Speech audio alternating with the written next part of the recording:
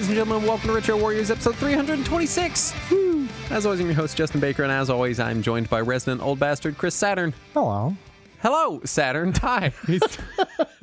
You seem like you're taken off guard by it this time. It's like I expect you not to be there. Like, oh shit, he made it. Fuck. It's like I'm like doing dishes and singing, and I look up and my family's standing there, and I'm like, oh, hey. Yeah, normally I just leave when you start doing the intro. We don't have any housekeeping this week. Everything, the house is kept. Well, my physical house in real life is in tremendous disarray, but nothing to... Actually, I do want to talk about... I think I'm going to take a break from the streaming thing. Yeah. It's been fun, but I've learned that having 8 hours of planned streaming in a week makes it so that I don't look forward to it. What? So I don't know if maybe because I haven't having a rough few weeks. Maybe it's just last few weeks have just been kind of rough. And I don't want to fuss with it. So I'm gonna take a little bit of a break, and then maybe if I feel like getting back into it after a couple of weeks, I'll jump back in and do it. My week, I'm still just so much flesh and blood. I mean, obscene, obsessive amounts of it, to the point that you were researching it in between the two episodes. I was. Well, you went to the bathroom and you're taking a while, so I was watching a video and this guy's like, you should play this way, and I was like, oh, I should. So I went. Someone made a website where an AI will play the game against you, and so I just like sit here and play against this AI all day long, and it's so much better at the game than me. This like amateur programmed AI playing a very complicated card game is just stomping me. Nice. So yeah, I'm still quite obsessed with that. My current goal is to get at least one of every product they've released so far. Nice. Not counting first printings, because that's collector shit. I don't need that gets shit. into the pricey area. Yeah. Just the regular print to demand stuff. Right. And I'm getting there. Getting there real soon. Also, I think I played more Pathfinder. It's like I keep forgetting about it. I think it's because it's on my PC and you can't play it with a controller, so I never even consider it unless I'm sitting at my computer. And if I'm sitting at my computer, I'm probably at work working. Right. And then I get off work and I leave, and then I'm like, oh yeah, I have a game to play. Right. I keep meaning to get back to it, and I keep just forgetting. That's why it helps me to have separate computers for work and not work. Beyond that, I've been playing ActRaiser, several hours in on that, and just what a fun game. Just a gosh darn fun game. Yeah. That I'm also enjoying. playing it, but I don't want to go too in depth in it. I think I'm on the second town to give. Okay, I don't know how many towns there are. Yeah, Blood Pool. The interesting thing, well, there's a lot of interesting things, but one of the things that I noted is that the localization has specific designations for residents of each city. It's not just like the people of Fillmore, it's the Fillmorans. And when you get to Bloodpool, it's the Bloodmen. And it sounded what like... What do they call the women? Blood women? They just said the Bloodmen. What if they're talking about a dog from Bloodpool? Is it it's a blood dog. That's a bloodhound. Hey, there you go. So, and that really took me off guard, because that sounds like the villains in a cheesy sci-fi movie. Well, I did like getting to Bloodpool because I was playing it on stream, and I'm like, all right, I guess I'm done with Fillmore. And then you go over there, and it's like, welcome to Bloodpool. I was like, oh my God, that's the name of a Gwar album. Like, what is happening? Well, Gwar is some of the Bloodmen. Anyway, so just cards and ActRaiser. That's been my life. Yeah, again, I've been playing a little bit of ActRaiser. I also picked up the Castlevania Anniversary Collection on my Xbox. Yes, I plan to pick it up, but I don't want to overwhelm my senses, so I just haven't purchased it yet. So I started on Circle of the Moon, because it's the one that it's been the longest since I played it. Yeah, I'm aware. And it's the one that I am least familiar with. I remembered the least of it. And I got to say, I think it's a bad game. Saturn. I'm near the end of it, and I just keep finding more and more really frustrating things, to the point to where I think it might just be a bad game. Not just like a weaker game, but a bad one. You just have to stop for a second, because first of all, you know the game has cards in it, right? Yeah. I actually you have to collect the cards. Right, I've almost gotten all of them. Right. See, so already good game. You collect cards. Already I'm excited. Actually, that's one of my complaints is all the cards are just drops from enemies, and some of them are exceedingly rare drops, have less than a 1% chance of appearing from enemies that can regularly kick your ass. Well, you got to find another person hunting a vampire and trade cards with them to get the stuff you need. Unfortunately, that's not an option. Collectible card game. It's not a collectible card game. They're more like tarot cards than they are like card But you're supposed to collect them. You do get all 20 of them, yes. I guess there's no game. Right. There's no game involved. You just collectible. Get them. They're really more power-up tokens than they are cards in the end. Okay, we're going to call them cards, though, because that makes me happy. So we're just going to stick with cards. But yeah, there's a lot of things that I have complaints about the game. My biggest complaint is for a game of that search action genre, one of the things that I appreciate the most about that genre is when you do have to backtrack, it really makes you feel powerful when you go back through those earlier areas after you've gotten all your new abilities or you've gained levels or whatever. But Circle the Moon will constantly replace enemies in the older areas with significantly harder enemies. So not only do I not have that feeling of power, but it slows down the backtracking because I have to stop and try to survive. I have not played Circle of the Moon in years now. And at a theoretical level, I like what you just described because one of my problems with the backtracking is that it just, when there's no challenge, it's like, it feels like busy work. I'm like, why am I even fucking doing this? Like, I'm not getting any good XP. I'm not getting any good equipment. I'm not doing anything. It's just, and it's like, yeah, you feel powerful, but then it's like, all right, but you do a lot of hours of backtracking. Right. And, there's a difference between feeling powerful and feeling like there's nothing to do. For me, obviously. Yeah, I get that. But for me, it's slowing down the backtracking so much because these enemies are so powerful that just a couple hits from them will kill me. Yeah. So I'm basically having to inch my way back through areas that I've already traversed several times. And it just slows the game down to a crawl anytime I have to backtrack, and that's bugging me. And then the incredibly low drop rate is also bugging me. Also, the fact that regular enemies seem way harder than bosses. That I never like that in games where. Well, are you properly using your cards, Saturn? Yeah. I've found some really neat combinations. One of them summons a Thunderbird that just fucking kills everything. That's been great. I like the rose sword. That was my main for a while. Yeah, I mostly use the one that just gives me extra experience at this point. Right. I mean, that's the smart choice, but it's not a giant rose sword. That's true. It is not. But yeah, I am near the end of the game, though, so now I can move on to the better games in the collection and also Dracula X. So how many cards are in the other games in the collection? I don't believe there are any. Okay, so I'm not understanding when you say better games. I'm just not with you, I guess. Just following. Also, because it showed up on Game Pass, I decided to try out that Avengers game that Square Enix really wanted everybody to like. How is it? It's a game. Alrighty then. So I went into it with very low expectations. I expected it to be this thing that bombed, which it did, and I expected it to be just laden with microtransactions, which it is. And so I skipped past the marketplace screen that it tries to present you at the very beginning of the game before you even know how it works. Thanks for buying our game. Would you like to spend more money? Right. No. Well, fortunately, I didn't buy the game. I got it on Game Pass. So I was less offended than if I had purchased the game. Right. So I skipped past the marketplace they really want me to look at. And I go to single player campaign. And then it's like, which campaign do you want? Do you want the original one or do you want these other three that came out later? And I'm like, I don't know how to play your game. Give me the original one. And then once the game started proper, I actually kind of enjoy it. It's a superhero story, so it's generic superhero shit. Third person punchy shooty kind of thing. The combat is very generic combat. It's very generic third person action platformer. It's what you expect from every game of this genre. Everything from Spider-Man to God of War to all of that. It's that kind of gameplay. God of War slinging webs through the city. Yeah, that's what he does. That's just guy's a web slinger. What you gonna do? But no, it's that very, mash attack button, make combos, jump to next platform. XXXY, then go to the next one. Exactly.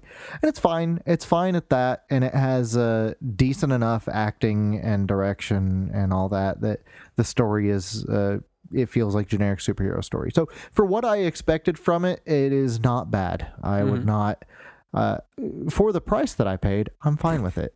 If I had paid full price, I don't know if I would have been fine with it. I feel like the reviews at the time kind of reflect that same sentiment of it's fine. It should be so much more with the property and the studio and the publisher. Well, I wonder with all these expansions that have been added to it, if that makes it any better, because there are multiple campaigns that weren't there originally. Yeah. Also, I noticed that on the disclosure screen that every game has now about seizures and all that, it also had an arachnophobia warning. That apparently there are spiders in the newest campaign that just came out. And they show you a picture of Spider-Man, and he has a spider on his chest. So why would Spider-Man not be in it? Because Sony has the rights to Spider-Man games. Oh, see, there Square you go. Enix did this one. However, if you buy the PS4 version of Avengers, you can get Spider-Man in it. Great. Yeah. Thanks, console-specific DLC. Also, it's Soul Calibur 2 all over again. Right. And Soul Calibur 4. I think like all of them, really. A lot of them did that. Yeah. And also I downloaded what my Xbox refers to as Sopfo. As a Stranger of Paradise Final Fantasy Origin, which is really different than the PS1 Final Fantasy Origin, I learned. Oh, really? I was excited they finally made a sequel to Final Fantasy Origin. And I was ready for that, and it's a very different game. Apparently, it's a edgelordy man with a cell phone. That's true. That is a big part of the game. Named Jack Garland. I thought everyone was making fun of him, but his name is actually just Jack. Jack Garland, yeah. This is the company that named their main character in 3 games Lightning. Correct. And then this guy, they're like, oh, just Jack. Yeah. It's just Jack. Yeah. And that's right on the heels of Final Fantasy 15's Noctis, Gladiolus, Ignis, and Prompto, which sound like backup characters in a Shakespearean play. Yeah, they sound like Roman in sync. Right. Like they also Roman. They also performed like Roman in sync. There you go. But no, it's interesting. The actual moment to moment gameplay loop is fine. I'm playing it on super casual story difficulty because I don't like challenge in games. Right. So I am not encountering any of the difficulty that I have heard other people say is there. What I am, however, encountering is massive amounts of blood splatter from the most basic enemies. I'm sold. Your character, yes, thank you. Your character is just covered in blood after the weakest trash mobs. Tell me more. And also the worst frame rate I've encountered on my Series X. Oh no, my kryptonite! Yeah, I can't handle that. Like that normally I'm like, I don't care, 30's fine. And so I had set it to maximum resolution, 4K. Give me 4K. Give me a good, pretty X, picture. Yeah. Right. And it was chugging along in some areas, not all of them. Like in the tutorial area, it was great. It was this beautiful wheat field that I was fighting goblins in. Right. And then I get to the first dungeon, which it lets you play, which is very much a beta game. It's not a final release. And it just dragged. It was a bad. I'm not gonna give a number or anything because I don't know, but it was bad. Right. And so I exited out. I went to the menu. I told it to choose optimum performance rather than resolution. And I went back in, and I don't think it changed anything. It was just still bad looking and choppy. That's unfortunate. And then after a few minutes, I got used to it, and it was okay, but it was bad. Not perform. I can't get a beat on this. Is this a Souls-like? I wouldn't say so from what I'm playing of it, but okay. I'm also not as intimately familiar with the Souls-like games as some people are. Because I couldn't tell if it was just generic third-person action game or like trying to do, go the Neo Dark Souls route. So I can't speak. I mean, to that. Although if it's got a low difficulty and you're just cutting through guys, probably not. Now, I'm still taking damage even on casual difficulty. So maybe if I were playing on proper difficulty, I'd be getting my ass handed to me. Yeah. And also, I've noticed that it does have that very deliberate action style that Dark Souls has, where it's not button mashy. Right, you do feel like you have to swing a sword and wait for the weight of the sword to come around. Yeah. But there's also like a dozen different weapon types, so maybe it's just because I'm using a greatsword. Possibly. So I can't really speak to that. I can say that the tutorial went on for a bit of time to where I was almost about to bail out. And then it ended and I was able to actually play the game. But then I went back over to where the tutorial is and noticed there are several other tutorials that I have the option to play. And that is almost enough to intimidate me out of playing it until retail. Yeah, that's a lot of tutorials for it's a lot. demo. Yeah, well, each one is for a different weapon type that you can try. So if you want to be a knife person or a monk or a regular sword guy, it's apparently a completely different gameplay style, and that's intimidating to me. That's a lot. Yeah, well, Saturn, you just pick the one that you want to do. Right, and that's what I was doing. I was just going with the default greatsword and seeing how it goes. I do want to note rather, that in addition to Jack, the main character, the other characters that were in my party that didn't seem to do much of anything were named Ash and Jed.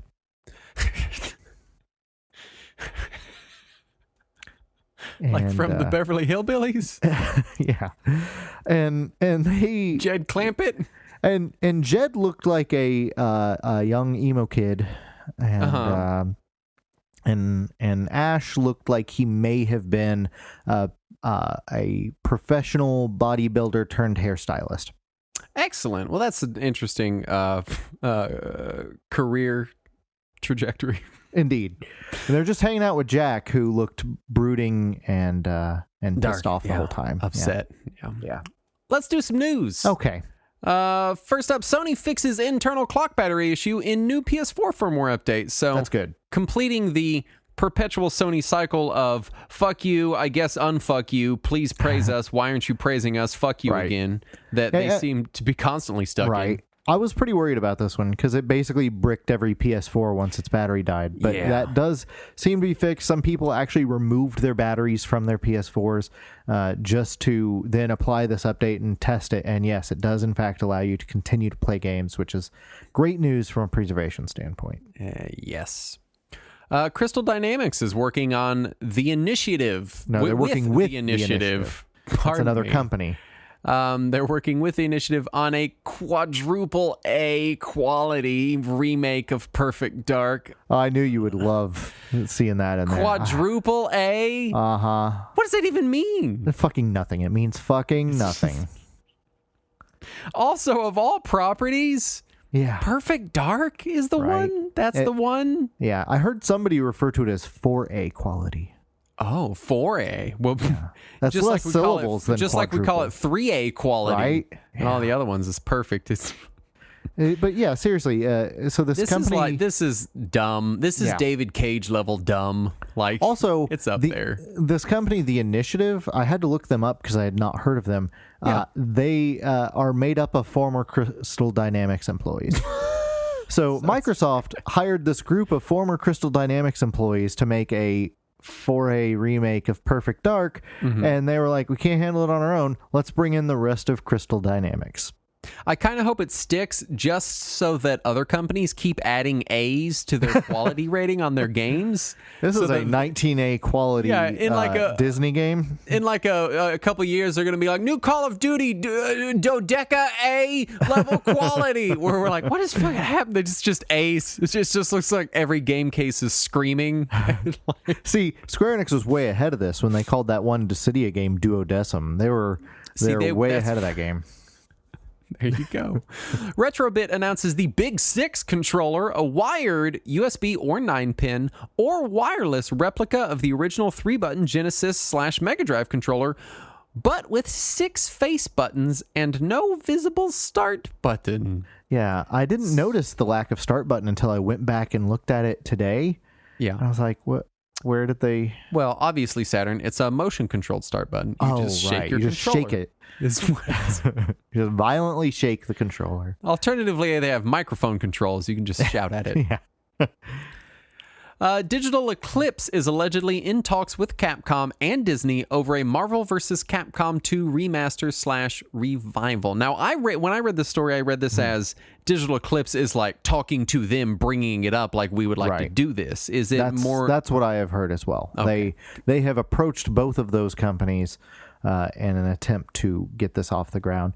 And it looks like Disney may be more willing to entertain these sorts of ideas right now. One, because they're actually looking at older games and allowing them to be re-released. They're also kind of coming out of that heavy Phase 1 Marvel where everything needed to be perfectly on brand and everything needs to have the look right and sound right, and it seems like they're more willing to be like, all right, now let's because I've seen other Marvel stuff like in like the tabletop gaming space, Marvel's big there too because they're big everywhere. Right. Where they're using a lot of art that is more like from the comics and older stuff and things. So I kind of also Ultimate Alliance on Switch added back in a bunch of characters that had been exiled from Marvel games for a while. Because when that came out, it was very. I mean, it was had a little more leeway than a lot of other stuff, but it's still cut out. Also, they have that new one, Midnight Suns, that they announced that's got some real not Phase 1 Marvel-y characters. And I think part of it helps that after Disney gobbled up what was 20th Century Fox, they got back the film rights to a lot of those characters, like the X-Men and the Fantastic Four and Blade. And so that made them a little more willing to start exploring some of those characters again now that they know they can fully profit from them on their own. Yeah. Wizards of the Coast, owned by Hasbro, has opened up a new AAA game studio. I don't know why they were going to even bother with a AAA game studio. Right, I mean, they're behind quadruple A is the new standard. Wizards of the Coast. What do you fucking do? Why don't you open a AA studio, idiots?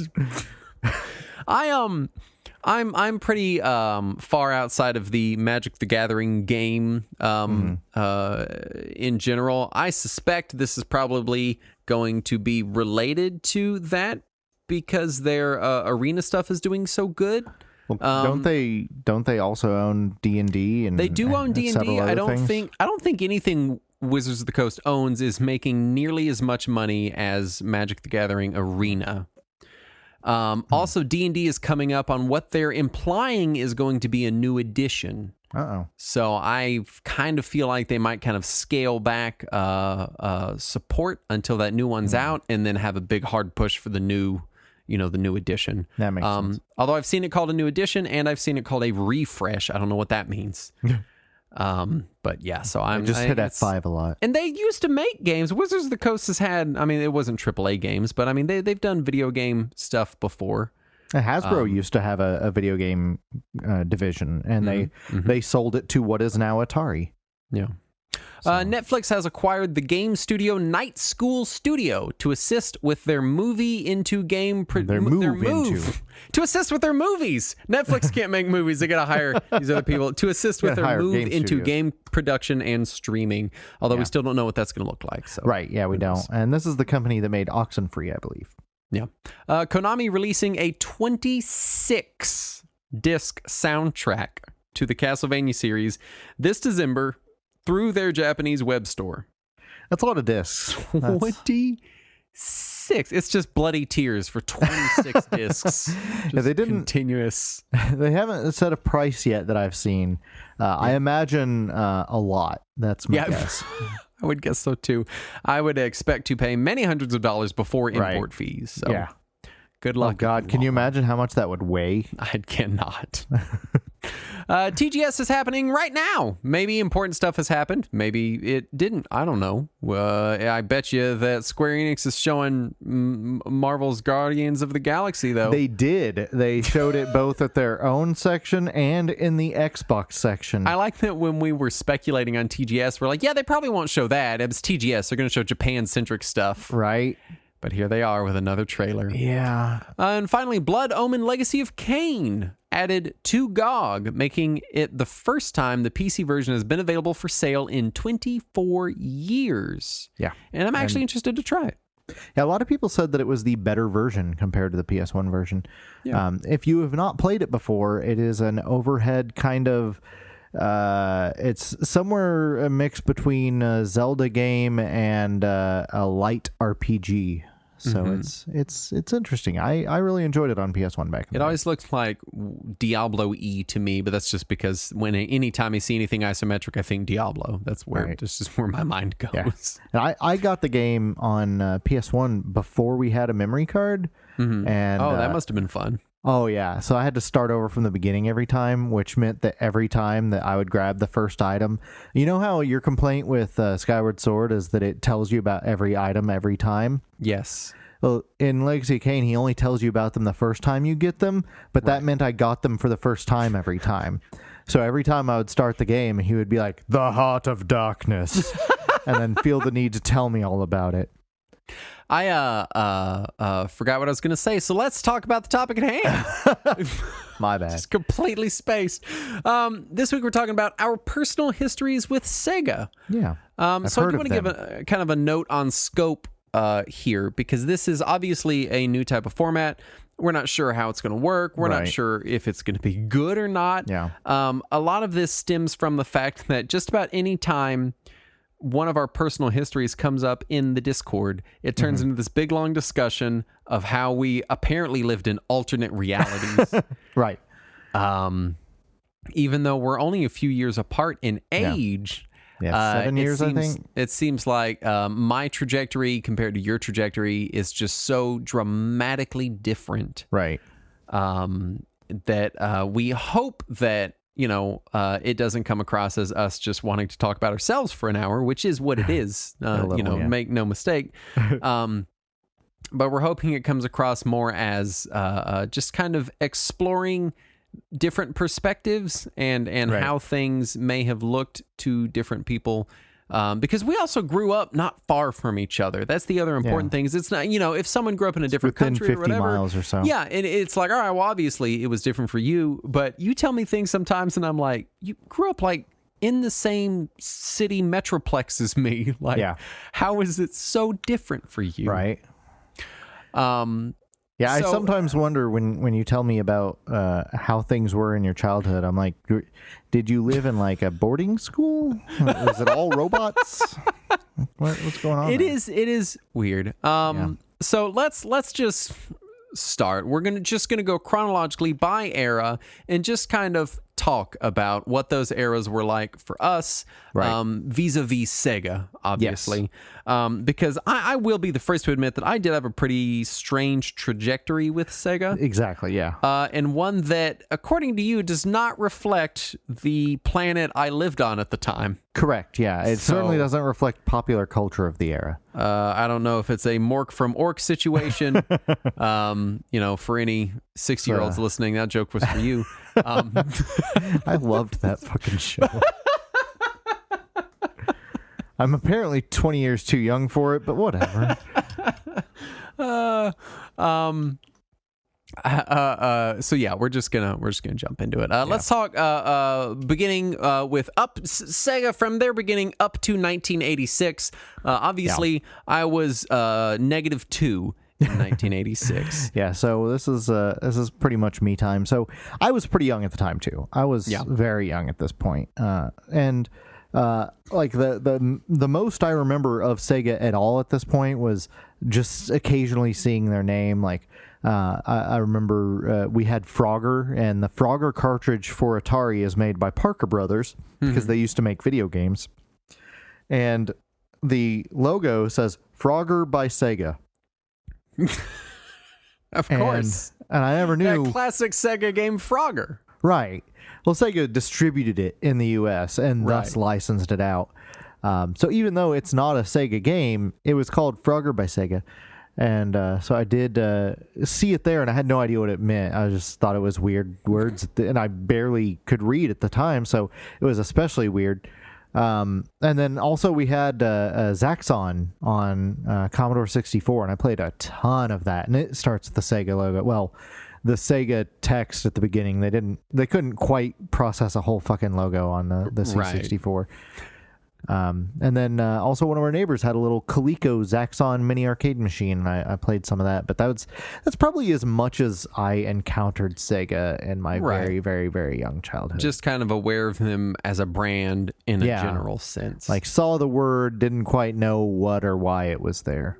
Right. So let's jump into the Sega Master System era. Right. So this is 1986 to 1989. I was born in 88, so I'm only just barely in this category. Right. But you weren't cognizant yet at this point. We did, and so this is kind of throwing it back a little bit because I wasn't aware of this at the time, and I don't know when this happened. But the NES version of Fantasy Zone, released by Tengen in America, came out in 1987, which is in this era. I don't know if we got it in this era. Right. I doubt it. But growing up, because I really had to think about what was my first exposure to Sega. Right. And it has to have been Fantasy Zone. Yeah. Which, of course, we didn't know it was by Sega. It said Tengen on the cartridge. Like, that's right. And I'm sure it probably said Sega on the title screen. Yeah, I believe it does, yeah. Actually, does it even have a title screen? I don't think there's a title screen for Fantasy. Oh, yeah, I guess it does, because it's got the little thing where it comes up on the NES version. So, yeah, it was probably there. I don't know that we read it or ever cared about it, because the cartridge said Tengen real big on it. Tengen made it. Duh. So the earliest Sega product that I probably owned, even though I probably potentially owned it after other Sega products, was Fantasy Zone, and that was really, I mean, from a very small age, I remember us having and playing a lot of Fantasy Zone. Nice. Yeah. I was that weird kid that was constantly reading copyright information and asking what it meant. That is weird. Yeah, I was weird. I'll give you that one. Weird kid.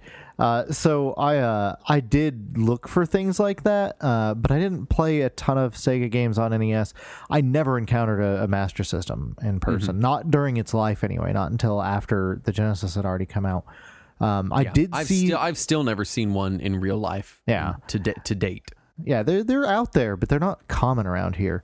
And I would occasionally see the cases for the games at a couple of the stores at that point, places like Toys R Us. They're hard to miss. Oh, yeah, that was the thing. There were those bright white grid lines.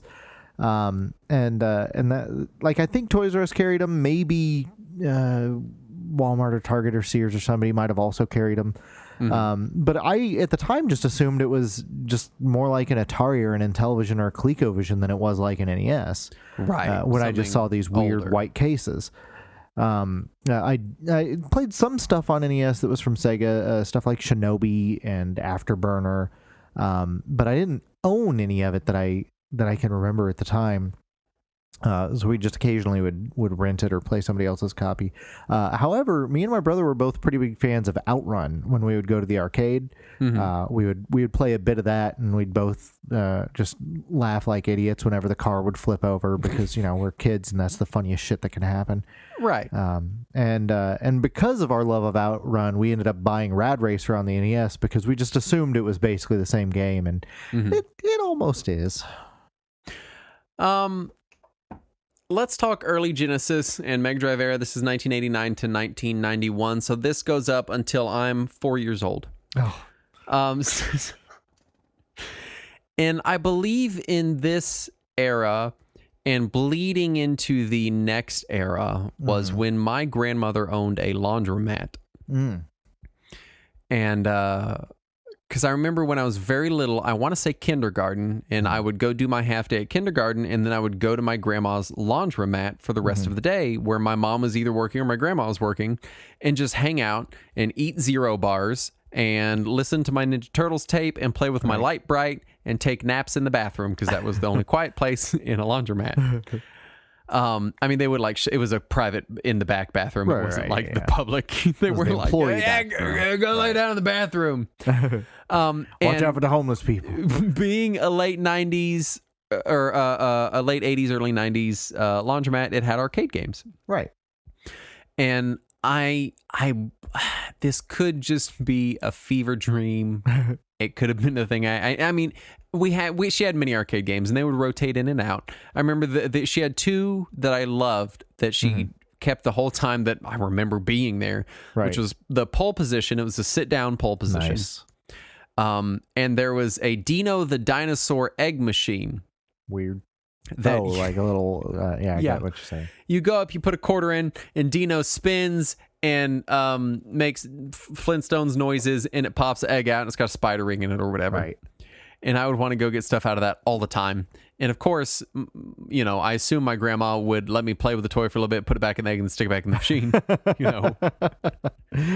Nice. But because there were quarters everywhere, we would play the games. And I remember those two. I remember a pinball machine, some kind of like rock and roll 80s hair band pinball machine. Nice. And I remember we learned that if you turned it off and on, you got 2 free games. Nice. And so we figured out where the switch was on it. And I want to say I played Altered Beast in the arcade. Ooh, nice. Because I have these very weird, very early memories of Altered Beast, and I'm not quite sure where they're from. They could be from somewhere else. Right. Could but be from TV. I'm pretty sure it was not a Genesis, and I'm pretty sure I mean, if it wasn't a Genesis, especially back then, it had to be the arcade version. Right. And I'm almost positive I played it there. Yeah, I want to say there was NES and Turbo versions of Altered Beast, but I don't think they came out over here. So yeah. So I really feel like I played Altered Beast. I have very little memory of it, but I do have, there's flashes of, there's also another arcade game that I've been looking for years that I cannot figure out, that I'm convinced is an amalgamation of multiple arcade games that I've created into one in my head. And it was, it was 2-player game, and you were each a zombie, and you were fighting bad guys, and you were in red and blue suits.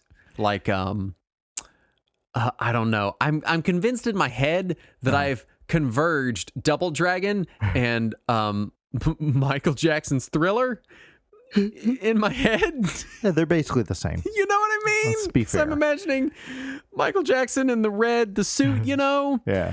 I think that I've convinced myself over the years that that's what happened. That makes more sense than the mystery game that you've described. But I feel like I really do remember Altered Beast. Again, didn't know it was Sega. Didn't know anything about Sega. Didn't realize it was the Fantasy Zone people. Right. But it was there. I remember that. Nice. Yeah, I at this point, Genesis advertising was so everywhere that the name Sega was becoming something that I recognized. Yeah. It was no longer just that weird word on a handful of games. It was a company, and I knew who it was, and I knew to look for them. And magazines were starting to treat Genesis with the same level of coverage as NES stuff, unlike how they did with the Master System, where I never really saw it there. Yeah. There were ads everywhere, and also you started seeing Genesis consoles and games being given away on shows like Video Power or Double Dare. Right. Which of course made me even more interested in it, because it is a prize. It is a thing people desire and will compete for. So therefore it must be good. Though I kept trying to tell myself it wasn't, because I had an NES, so it had to be better. And then also you'd see stuff like Golden Axe and Altered Beast would show up on Nick Arcade when that show started.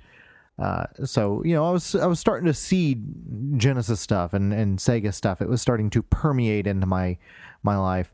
And I was, you know, interested in the idea of it, because it did seem exotic and weird and foreign. But I still tried to tell myself that I didn't want this, because clearly the thing I already had to be better, because it was a thing I had. But I was starting to get the itch to want to try that new, different thing. But I did not yet have a Genesis. I knew one guy, I think, who had a Genesis at this point, but it wasn't somebody that I saw regularly. And so I never got a chance to actually play it at all. And this kind of dovetails us into the Sonic era, which is 1991 and 93, where I become much more cognizant. And what's interesting is I'm thinking about it, and we didn't have cable TV, so I was unaware of, things like Nick Arcade. Right. none of my friends had cable TV either, which in retrospect was kind of weird. Yeah, for that era, That like very none weird. of us had cable. But we didn't, because I know that if someone had access to like Nickelodeon back then, I'd been like, oh my God. Right. But at the same time, I watched TV. I went to public school, Right. so I must have been around Genesis stuff, and Yeah. we went to our rental store, our local rental store. We didn't have like a Blockbuster or anything, Right.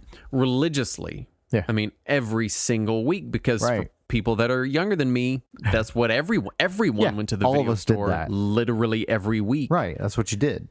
You're like, it's Friday, we're going to the rental store. We're going to We rent did our stuff for the Saturday. weekend. Oh, really? We were Friday Yeah, because family. for our local rental store, you got an extra day if you waited till Saturday. Mm. So we always waited.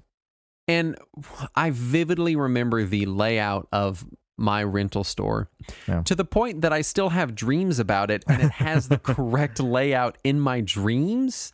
Although I do have, this is a total tangent, but I have this weird recurring dream where I go back to my childhood video store and they've been open the whole time to now.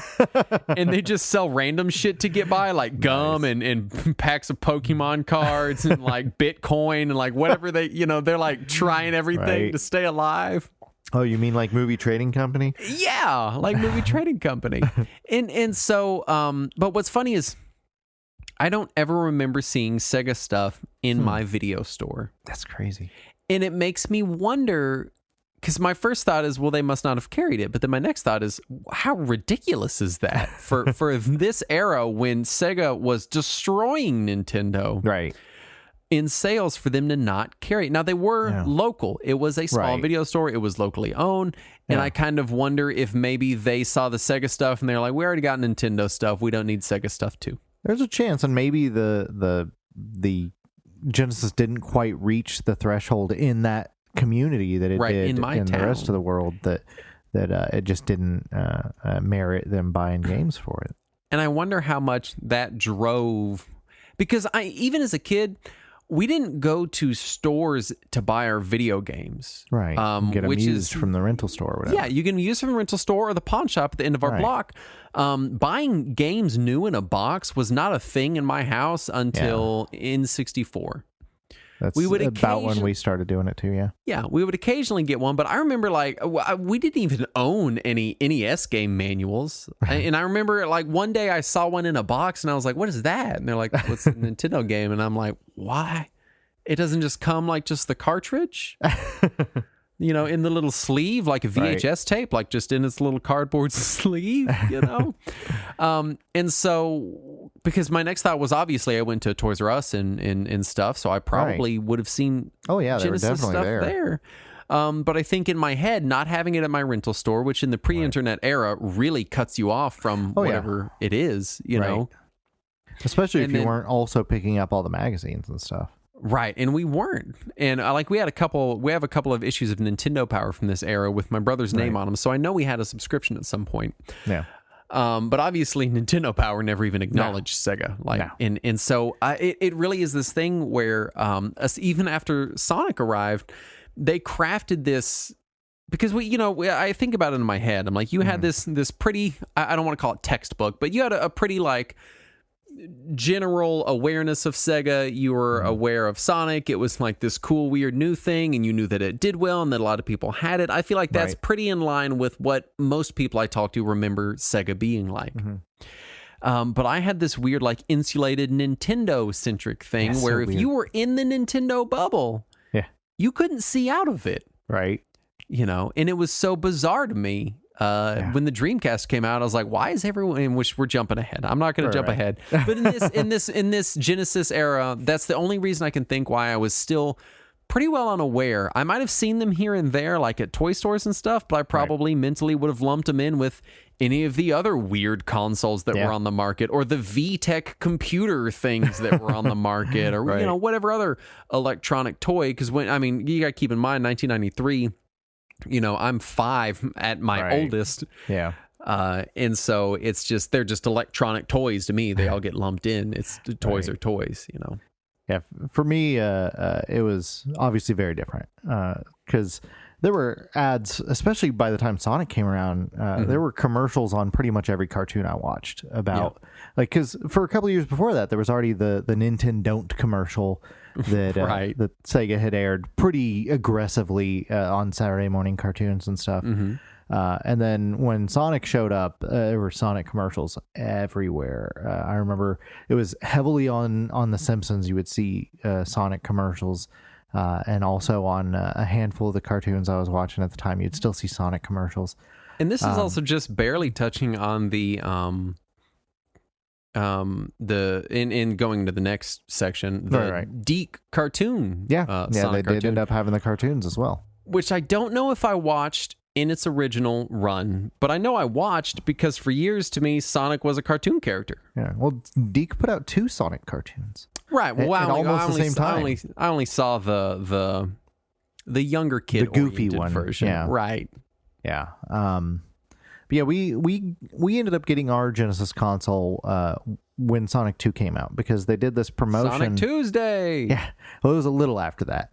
Okay. They did a promotion where if you bought the console, which came bundled with Sonic 1, then you could send the UPC and the receipt and get a free copy of Sonic 2 by mail.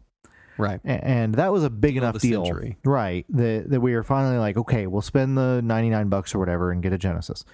And so we went to Target and we bought a Genesis. And it, first of all, I went through a lot of busted ass Genesises that took some effort. Genocide. Sorry. I had a real bad genocide back in the 90s. But no, so we had to do all kinds of stunts to even get them to display on the TV. We had to finagle the RF cable in all kinds of ways to get any kind of picture. And this was before I had any kind of TV or device that supported anything but RF. So we had to use the RF cable that came in the box.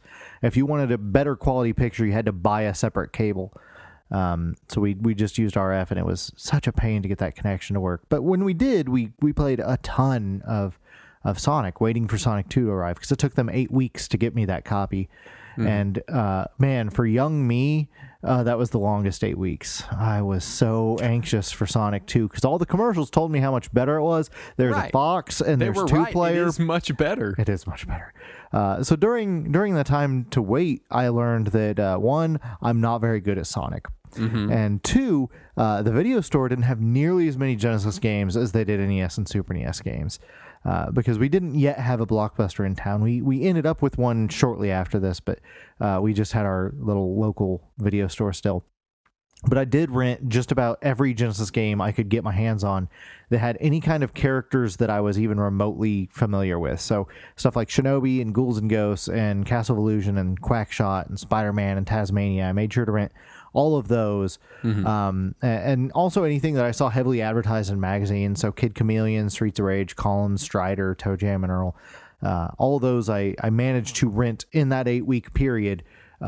I'm so glad rentals were still 50 cents back then, because I was actually able to rent things.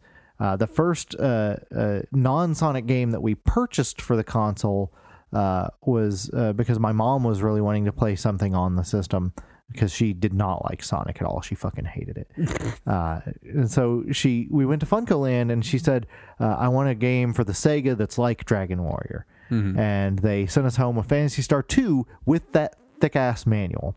I don't know about how much like Dragon Warrior it was, but it's a good game. Yeah. She played, I think she ended up finishing it, but she did not like it. She did not like the Genesis controller. She did not like the graphics. She was not happy with Phantasy Star.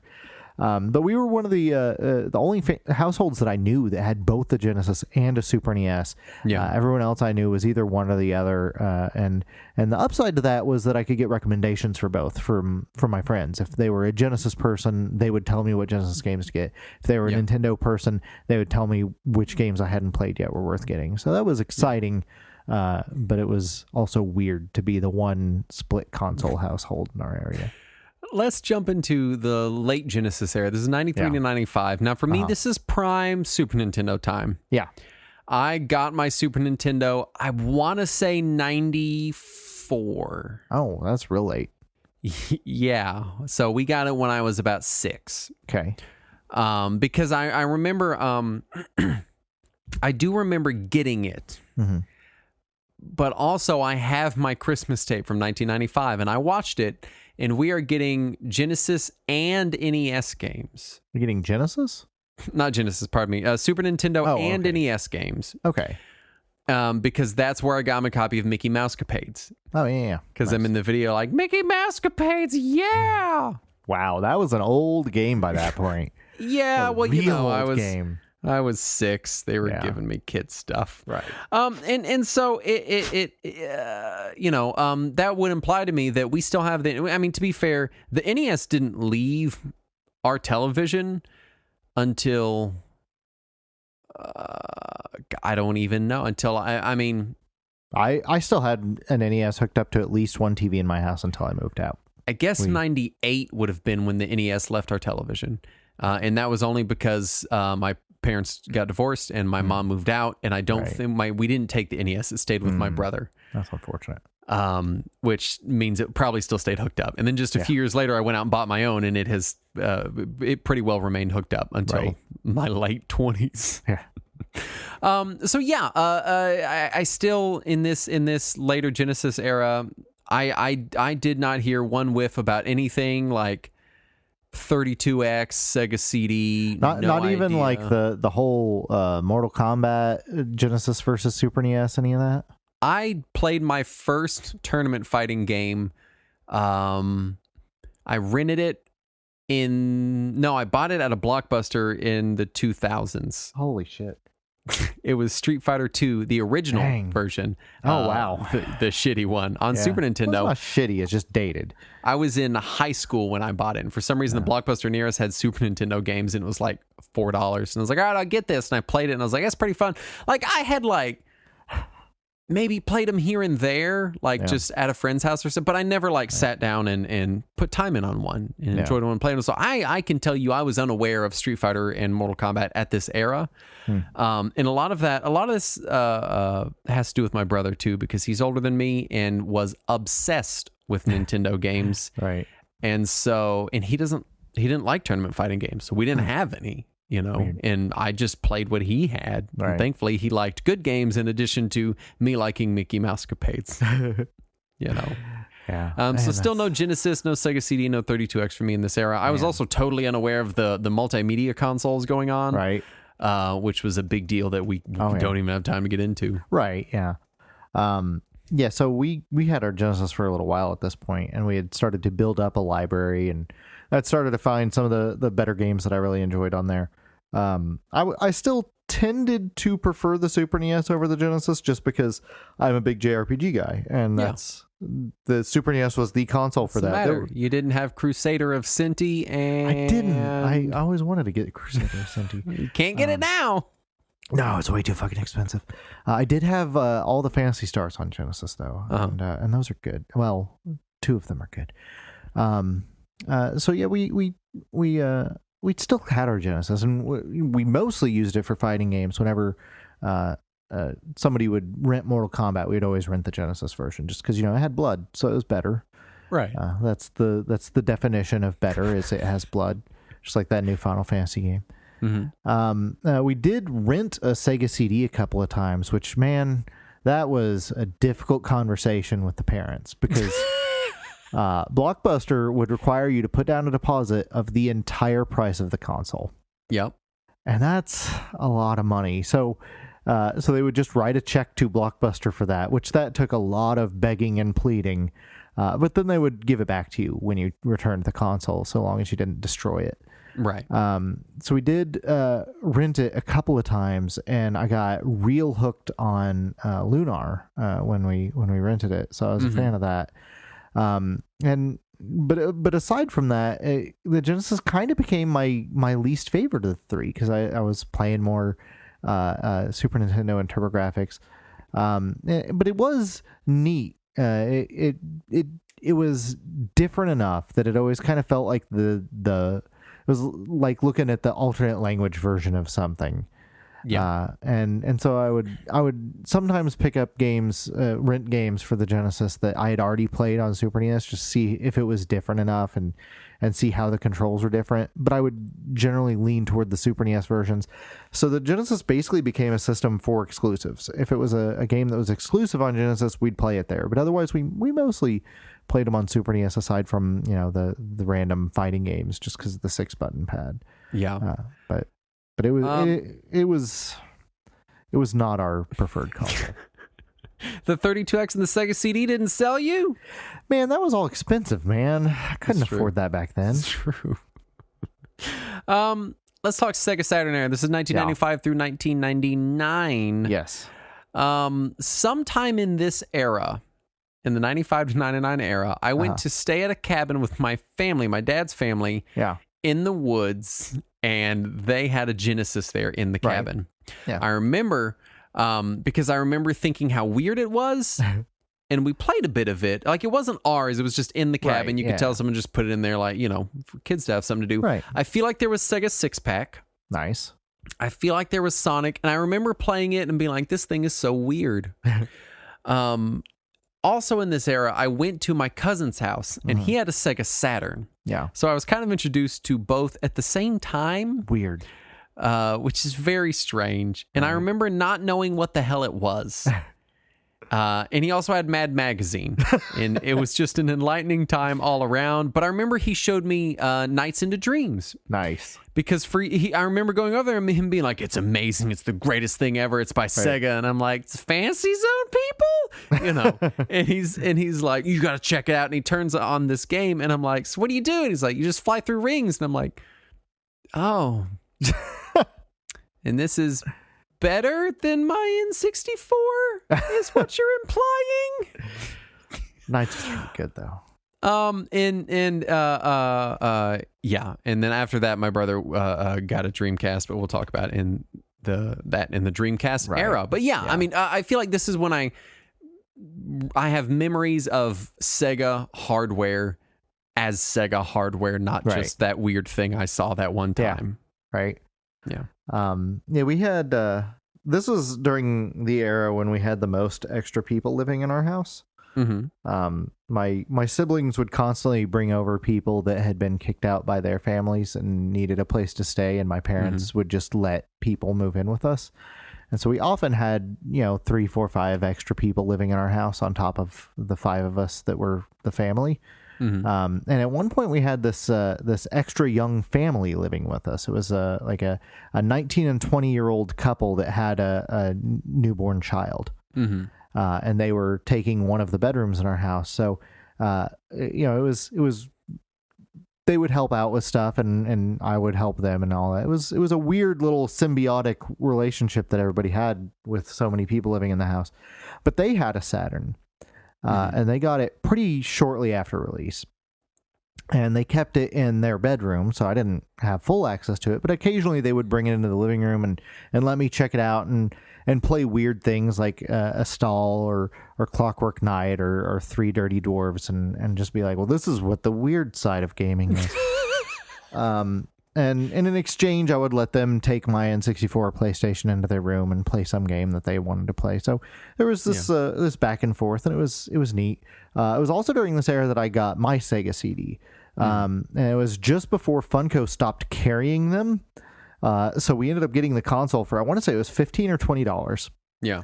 And the games were super dirt cheap because everybody wanted to get rid of them. Right. So I got a handful of games between Funko and Babbage's and EB and kind of built pretty much the entire Sega CD library I have today. This is when I got Snatcher for like $5 or $10, whatever I paid for it. Yeah. Which it's worth more than that now, by the way. A little bit, yeah. In case you're curious.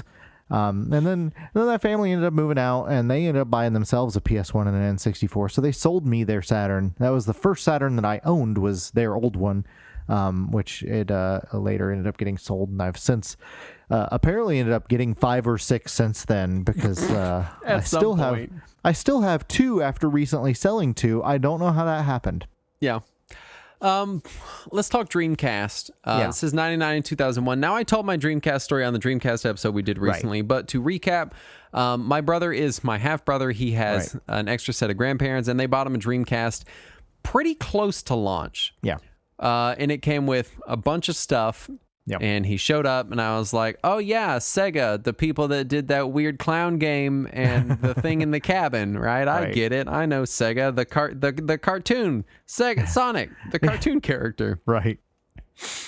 But also in this era, my uncle was hit by a train, which is not a euphemism. Right. He was, he drove trucks, and there was a train parked. It was a double train track. I grew up in an industrial town. The home of trains. It was the home of trains. Yeah. It was a double train track, and one train was parked too close to the crossing, and there was a train coming behind it. And he pulled his 18-wheeler up, and it dragged him 300 yards. Oof. And so he was in intensive care for a long time. And when he got out, he needed, I was a kid, so I wasn't privy to all the details, but it was my understanding that he didn't need like round-the-clock care. He stayed with us for a little bit when he got out, but then it was, he just wanted to be nearby in case he needed something or some help or something happened while he was kind of going through physical therapy and all that. Yeah. And I remember at his house, he had a Genesis that he presumably picked up secondhand so the kids could have something to do when they're over. Nice. And we played a good amount of Sonic and Sega 6-pack. Eventually, at some point, either myself or my brother obtained a Genesis. Nice. And this was... we got it, and I'm 90% sure it was my brother's. And I don't remember the timeline because... We're talking when I'm like 11 and 12, you know? So I remember the approximate eras. The Genesis might have been after the Dreamcast. Because I think it could have been that he got the Dreamcast, he was way into Sonic Adventure, and then he was playing a bunch of Genesis Sonic. Because I remember we had all three Sonics and Knuckles. Nice. We had the 6-pack, and that was it. Huh. The Genesis played the Sega 6-pack, it played the Sonics. And it was the Sonic machine.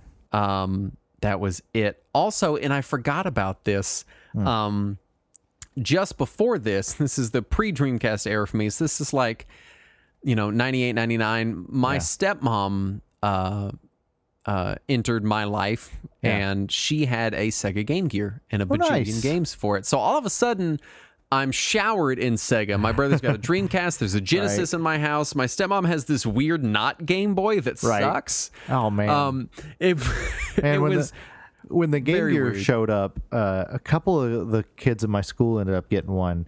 And I just remember when they would bring it to school, there'd be that brief moment where everybody's like, that's amazing. It's in color and it plays Sonic. Then you play it and you're like, oh.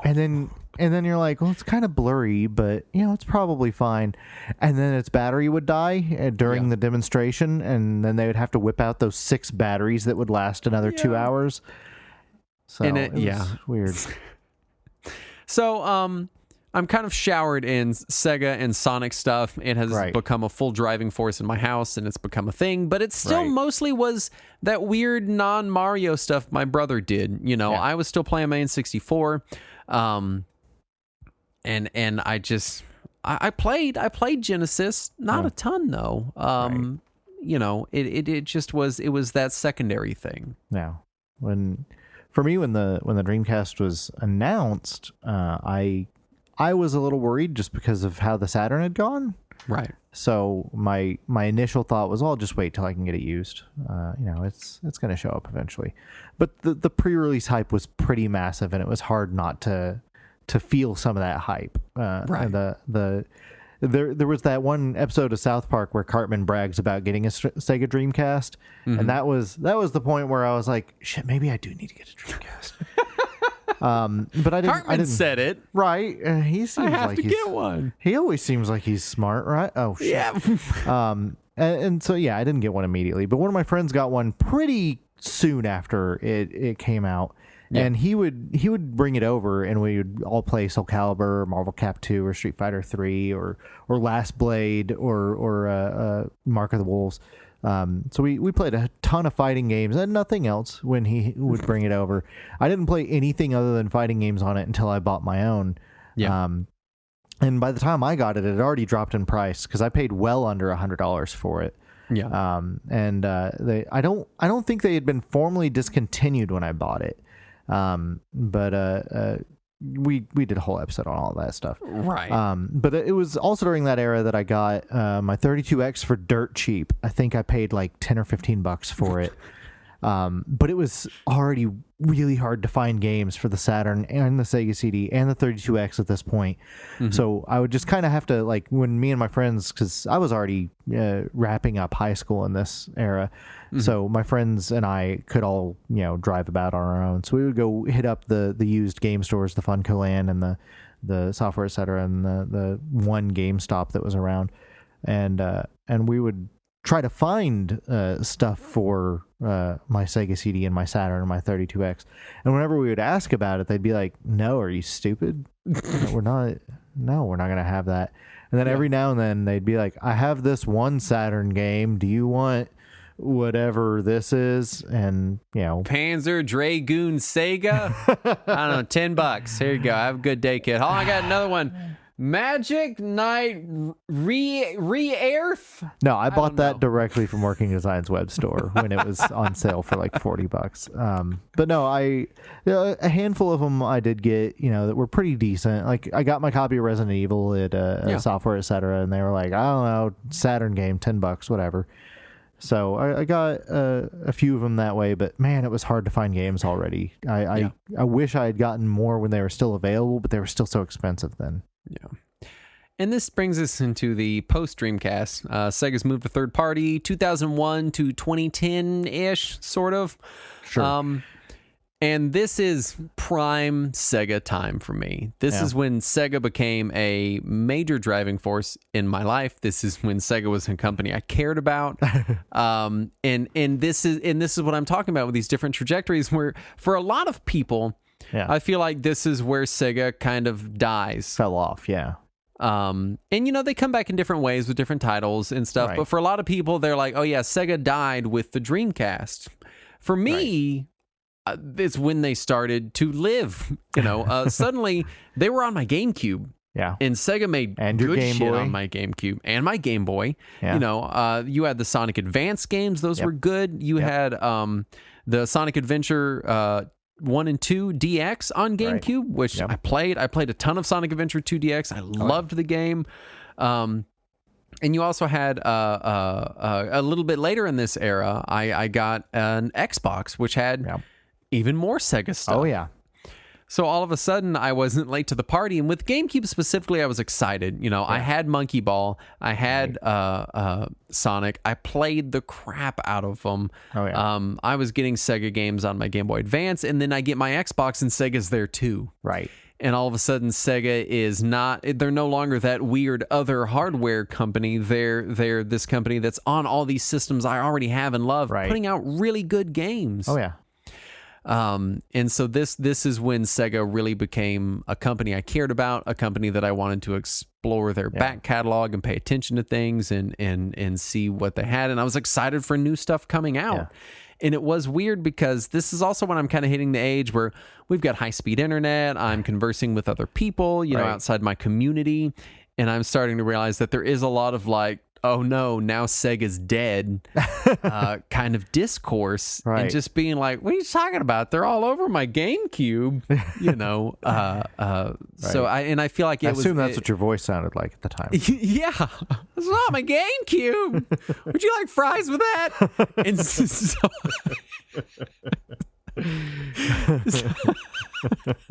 so I feel like our trajectories are going opposite directions, I'm guessing, in this era. I don't know, because I also kind of had that same feeling about Sega at the time, because prior to that, it was always that also-ran company for me. Like, I appreciated a lot of Sega stuff, especially on the Saturn and the Dreamcast, I have a lot of love for my Genesis, and the exclusive games that I played on there were all really great, and I enjoyed them once I finally got a Genesis that fucking worked. Right. So I appreciated Sega, but they were always the other for me. It was after I got my Nintendo, after I got my PlayStation, after I got we may have even had the TurboGrafx already by the time I got the Genesis. But so it was always that other for me. It was, I want to get some games, and also I guess I'll get Sega eventually. Right. But then at this point, after the Dreamcast had properly been discontinued and they moved to everything else, I went from thinking of them as that other to now thinking of them as this plucky underdog that I have to love because I don't want them to be hurt. I need to protect Sega. And so I started looking at every game that Sega put out on the different consoles. So Monkey Ball was one of the first games I got on my GameCube. When I bought my Xbox, I bought Jet Set Radio Future, Gun Valkyrie, and Panzer Dragoon Orta at the same time. I even got that weird PS2 Shinobi game that they put out just because it was Sega. I remember that with the ultra long scarf. That was the big visual defining physics, feature. Man. Scarf physics. Yeah. It was so real. Right. Despite owning PSO on Dreamcast, I didn't get into it until the GameCube. I played a ludicrous amount of PSO on GameCube. Yeah. There was also Shining Soul on GBA. I played quite a bit of multiplayer Shining Soul with a guy that I worked with. And also several of their other games. Just the seeing the Sega and Nintendo logos next to each other on the box for Choo Choo Rocket on Game Boy Advance was such a surreal moment for me. And then also seeing the Sega logo on F-Zero on GameCube. That was a first-party Nintendo game. Had a Sega logo on it. It just basically blew my mind wide open. I no longer knew what was going on. I did get that goofy gun for House of the Dead 3 on Xbox just because Sega. Now, also, I worked across the hall from a GameWorks at the mall, which Sega owned GameWorks. And it was their U.S. arcade branch. And I would regularly roam over there and get to see the new weird Sega arcade games. I always remember the goofy Monkey Ball arcade with the banana-shaped controller that you would use, which is the dumbest thing, but it just added so much charm to it. So I definitely became a bigger fan of Sega during this era, despite already appreciating Sega. I went from appreciating them to being an active fan of the company during that time. Yeah. For sure. I don't know. This is also the era where, because I'll say this, I didn't notice when the Dreamcast died. That's so sad. I did not even, and I know it's so sad. It wasn't, I mean, we had all moved on. Like, we had GameCubes now. What do we need that shit for? Well, it was discontinued before the GameCube came out. True. Or at least they announced its discontinuation. But we didn't notice. We were just, we moved on. The Dolphin was coming out, So sad. And this is also the era where the GameCube comes out and it starts flopping. Yeah. And Sega had just gone third party. So I remember a lot of people talking about Nintendo going third party. Right. I mean, a lot. It was a big discourse of like, hey, Sega folded and Nintendo's doing pretty shit right now. Conversation that came back when the Wii U flopped. Yep. Are they going to go third party like Sega did? And I feel like when the Wii U flopped, people were like, no, like there was discussion. But when Sega flopped, and then right after that, Nintendo was hosting lots of Sega content on a system that was flopping actively. Yeah. A lot. It seemed like a valid discussion. Yeah. People were like, they don't even really make Nintendo games anymore. Look how weird the new Mario is. And, look, the new Zelda's dumb. As awkward as the GameCube era was for Nintendo, the GBA was doing so well. True. That it wasn't even hurting them. And a lot of people didn't think about the that. Wii U was the 3DS, which is amazing. I'm a little worried about Nintendo's next flop console now that they don't have two consoles. Like, exactly. What are they going to do? Well, I guess they have their other platform, which is mobile. Yeah. So I guess that's going to prop them up. They'll be propped up by a pay-to-win Fire Emblem game. That'll be good for things. Let's talk Sega 2010 to now. Sega has very much become one of my premier companies, I would say. Between Yakuza, between them owning so many good PC strategy games. Right. I know they own the Total War franchise in its entirety. They own the company. I forget what's the company's name? Is it Creative Assembly? I believe so, it? yeah. That sounds right. I think they own Relic, which are the Company of Heroes guys. I think so, yeah. They don't they own the 2 Point people as well? Yes, Or did that they is just also they, Sega. they own them? I mean, just so much Sega stuff, and Yakuza has been a huge driving force in both of our lives for the last year years now. You've got the Genesis Mini that came out. You've got Sega's doing so much cool stuff right now. Yeah. They're releasing Mega Drive collections. The Sega Aegis collection on Switch, unfortunately now discontinued by M2, they're just fantastic versions of these games. We're about to get Genesis on the expansion pass to Nintendo Switch Online. Yeah, so, that companionship continues to flourish. I do have a problem where I have to buy every Sonic collection that comes out. Oh, do you? I don't know what's wrong with me. Have to. Every time they release another Sonic collection. Saturn, I'll tell you what's wrong with you. You have a clinical case of Sonic Mania. Younger kids may not remember, but it was a thing. Sonic Mania. They even call the game Sonic Mania. Yeah. What a coincidence. Yeah, I do. The last year playing the Yakuza games, because I only started that series in January of this year, and I have since barreled through most of it. And so much of the other stuff that they continue to put out, and now of course they also own Atlas, so they've got a good JRPG arm. Which, man, if they had had that back in the Genesis era, that could have changed some things. Absolutely. But yeah, I will keep buying their stuff. Part of me still thinks of them as that plucky underdog company that I have to support, even though they're obviously much bigger than that. True. I will say that I have yet to enjoy any of the Sonic racing games, though. I like Transformed. I like that one a lot. Going really back all the way to the Sega Saturn, I have yet to play a Sonic racing game that I enjoyed. It's just not been it for me. I do find it real interesting because you talk a lot about like schoolyard arguments of Nintendo versus Sega, and popular culture has taught me that was the norm. Yeah, it was. For me, I never even remember people bringing it up. Yeah, I mean, like, until like probably high school. I would say the Nintendo v Sega major console wars probably peaked around 94. Yeah. So how old were you in 94? 94, I was 6. Okay, so you were barely even in school. So I would have been in kindergarten, but also keep in mind, as we established previously, I'm not positive my local rental store carried Genesis stuff. Yeah, that's plausible. And if that's the case in a pre-internet world, that means no one at my school was probably very exposed to it. One thing I remember that I thought was weird at the time was our local video rental store had very few Genesis games.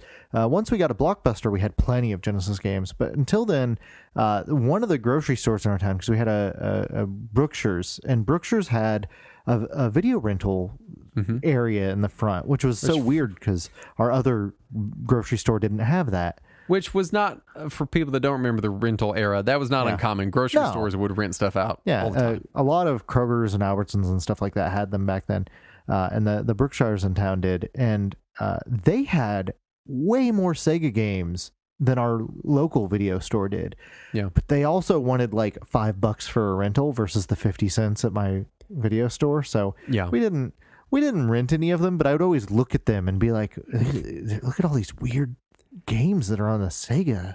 I'm wondering what the back end of the rental market looked like, and I'm wondering if Nintendo somehow made it cheaper to have their stuff on your rental store shelves instead of Sega. I have no idea. This is completely baseless. I know Nintendo was not a fan of the rental store. Right. They didn't like it, but then they seemed to embrace it, and then they, obviously they went ahead with it because they were in every rental store. Yeah. The only time I remember Nintendo really not fighting with the rental companies is when they worked with Blockbuster on the Virtual Boy release to try to get it into people's hands before release, and that was a mistake.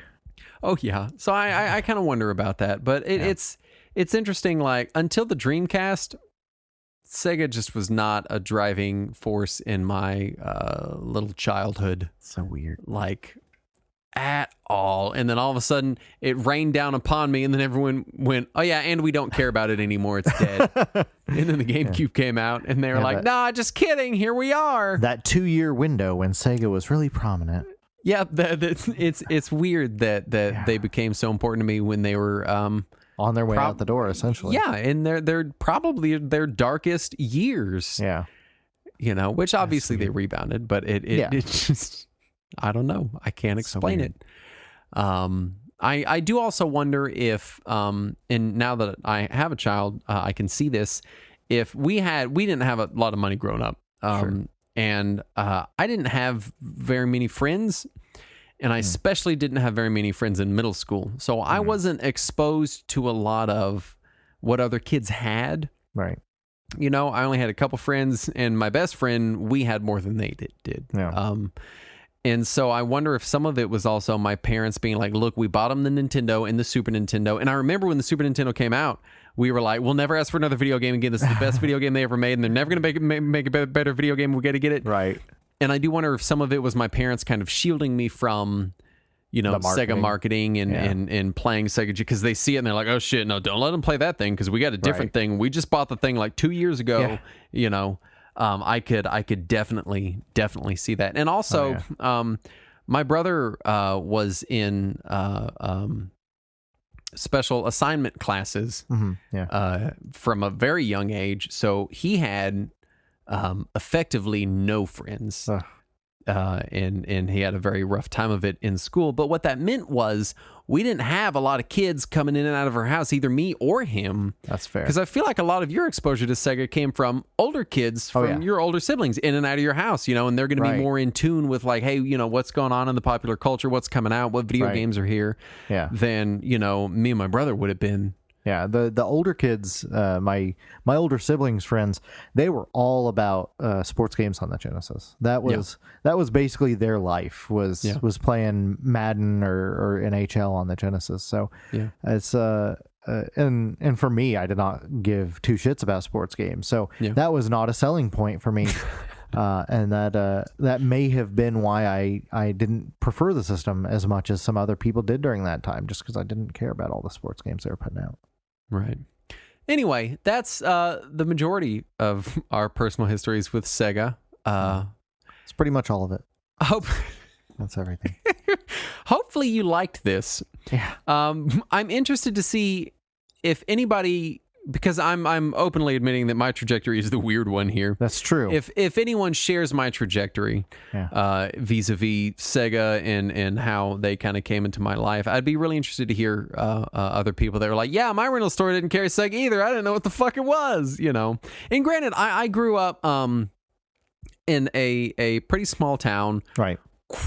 I feel like I was farther out from the city center than you were. Probably. And even then, your city center was Dallas and mine was Fort Worth, which is already leagues different as far as like size goes. Yeah. We were pretty far from Dallas, but a lot of the northern Dallas suburbs had already grown up quite a bit by then. Yeah. So we were close enough to plenty of city-like areas. Right. And even then, I remember like going to Lake Worth, which was the town right next to the town I grew up in, was like a trip. It was an ordeal. Right. We were like, oh my gosh, we're going to the next town, which sounds so quaint to say in 2021, but it was how we live, you know? Yeah. Highways were shit back then in this area. Yeah. Oh yeah, so. we tried to never take that. My mom still does that. I'm guessing from becoming an adult in that era. Yeah, she'll spend 45 minutes out of the way just being like, I didn't get on the highway once, and I'm like, you should have, mother. What are you doing? You're my an dad hour and a half late. He refuses to take the highway if he can avoid it. Anyway, hopefully you liked this. If you did, let us know. If it just felt like us rattling off boring personal stories for an hour and a half, please let us know that too. Right, yeah. It's just an idea we had that we wanted to act on, and we tried it. And here we are. So hopefully it was enjoyable to you. Do please let us know if it was, either in Discord and a Patreon comment. And also let us know what your take on this, whether it agrees with us or not, because I want to hear what other people I know some people in the UK had the opposite trajectory of me. Where they're like, oh yeah, that weird fucking Nintendo thing. Nobody has that. Right. That's dumb. You know. Anyway, thank you for listening. Thank you for just being a part of everything. And if you want to be more of a part of it, we have Patreon at patreon.com/Retro Warriors. We'd love it if you went there and looked at it and then considered giving us your personal payment information. Thank you. That would be great. And your social security number.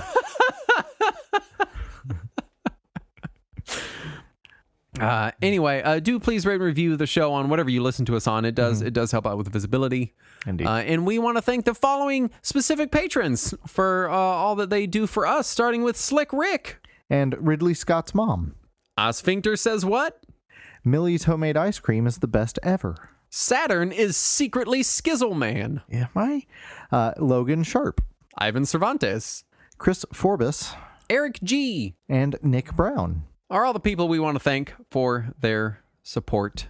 And we want to thank you for listening to our Sega show. And we'll be back in a week. I almost said a couple weeks. I almost forgot how often we do the show. We'll be back sometime. I don't know. Right. Just in the future. Anyway, thank you for listening. And as always, let us cling together.